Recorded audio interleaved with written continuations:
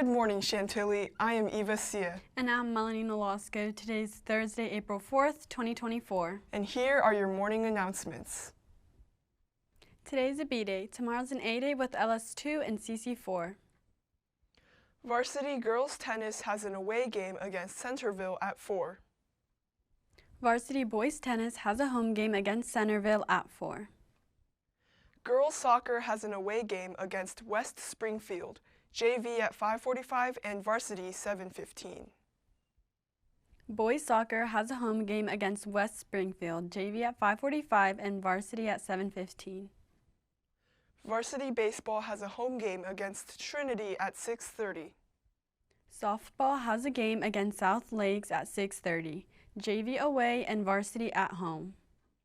Computer Science Honor Society is hosting a guest speaker today after school in room 257. The guest speaker will be computer science professor Xue Su Xiao from George Mason University. The 2024 Chantilly Pyramid Art Show is tomorrow from 6 to 8 p.m. Student artwork from the year will be displayed. There will be 4 different food trucks and activities for everyone. The Mission Green Global Book Drive will be held outside room 213. The book drive ends tomorrow. April is the month of the military child.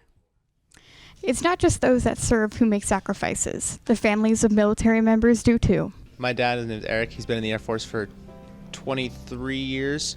Graduated from the Air Force Academy in 2001 and has been assigned in Massachusetts, Texas, California, Massachusetts again, Virginia twice, and Rhode Island since then.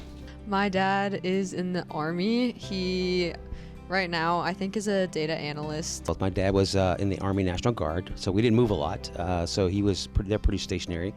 But I chose to join the Air Force active duty, and I had 3 children during my active duty time. I've lived here long enough this time around that I've had the same friends for 5 or 6 years, but moving, 4 times in elementary school, I never really had the same friend group for more than a couple years at a time. As a kid, it's a lot harder than it is as you're getting older, but it was definitely a good experience that taught me how to put myself out there, and it makes transitioning into different schools easier. Like the transition to college, I'd imagine, is going to be not easy, but I'm glad that I have those skills under my belt. I see myself as very similar to a lot of other military kids, especially when I lived on base in California. We lived on Vandenberg Air Force Base. There are people that I associate with a lot more because it's a very unique aspect of like a childhood, and it's one we all share pretty closely. It's harder to cope with deployment as a kid because you're so unused to doing things on your own, but as you get older, you've developed those skills to be independent. One of my assignments was a remote assignment, and that's when you go somewhere and your family cannot go with you. And that was for 1 year. It's a Kunsan Air Base in the Republic of South Korea. And I keep this picture as a reminder of the year I lost with them. This is what they looked like that year. And this reminds me that when I chose to be active duty, I knew what I was getting into. My kids were born into it. They did not ask to be part of it. So they had to go a year without their dad. My bride had to be a single mom for that time. So this is a good reminder to me that the people who pay the price for service aren't just people who wear a uniform, it's their family, and in particular our kids. From the nightly news to the military families of Chantilly, thank you for your service. This has been Delaney Brooks for the nightly news. Now back to you.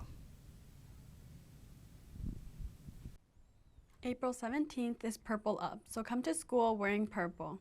Wearing purple will support children with relations in the military. Well, that's all we have for you today, Chantilly. This has been Melanie Nolasco and Eva Sia, reminding you to stay positive, stay safe, and have a great day. And we'll see you tomorrow.